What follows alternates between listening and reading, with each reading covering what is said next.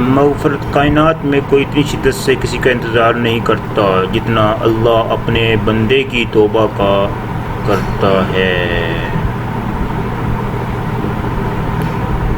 ان کی غیبی علم انسان کی غیبی آنکھ ہے جس کے ذریعے وہ بہت کچھ دیکھ لیتا ہے۔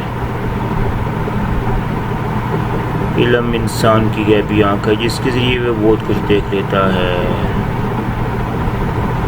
دولت مندوں کے ساتھ عالموں کی دوستی ریاکاری کی دلیل ہے۔ عثمان غنی رضی اللہ عنہ۔ لیکن انسان کو اللہ تعالیٰ نے اپنی بات کے لیے پیدا فرمایا ہے، چنانچہ اللہ تعالیٰ نے قرآن کریم کے اندر ارشاد فرمایا، یعنی میں نے جنات اور انسان کو صرف ایک کام کے لیے پیدا کیا کہ وہ میری عبادت کریں۔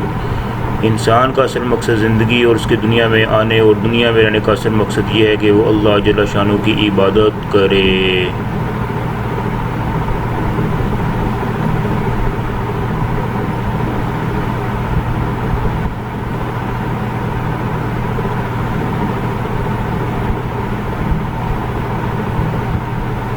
ماں باپ کے ساتھ تمہارا سلوک کیسی کہانی ہے، جو لکھتے تو تم ہو لیکن تمہاری اولاد تمہیں پڑھ کر سناتی ہے۔